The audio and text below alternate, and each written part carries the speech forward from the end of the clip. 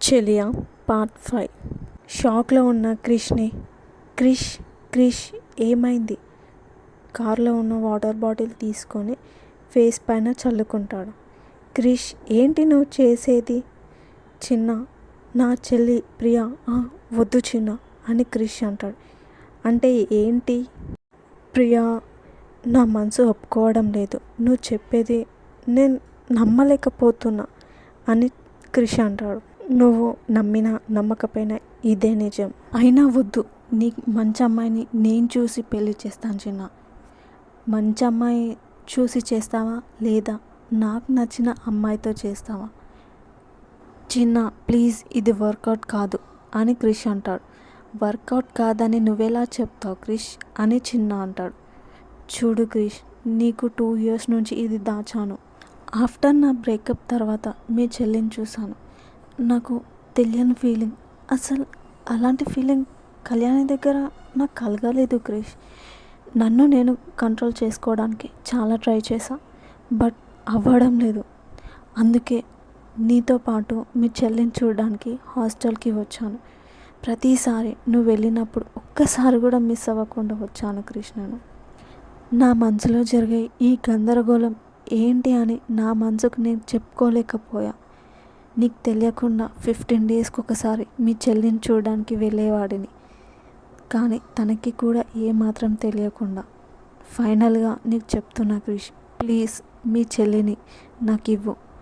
మాట ఇస్తున్నా క్రిష్, మీ చెల్లికి ఏ కష్టం రాకుండా చూసుకుంటా. చిన్న, నాకు ఈరోజు నువ్వు షాక్ మీద షాక్లు ఇస్తున్నావు. నాకు అస్సలు అర్థం అవ్వడం లేదు.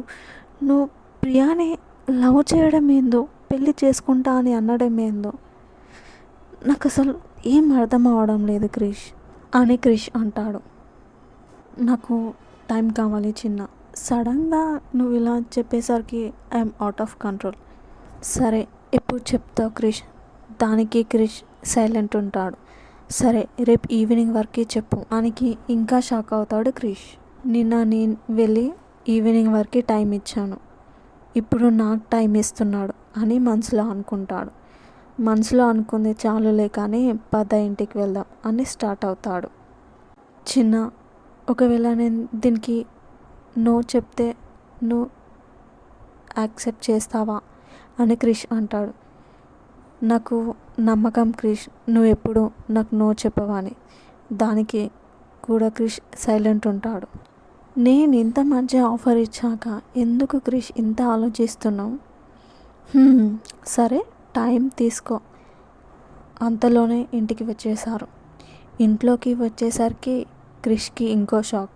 చిన్న వాళ్ళ అమ్మ లక్ష్మి గారు క్రిష్ ఇంట్లో. అమ్మ, ఎప్పుడు వచ్చావు అని చిన్న అంటాడు. ఒక 1/2 hour అయిందిరా, వచ్చేసరికి మీరిద్దరూ బయటికి వెళ్ళారు అని నిత్య చెప్పింది. ఎక్కడికి వెళ్ళారురా?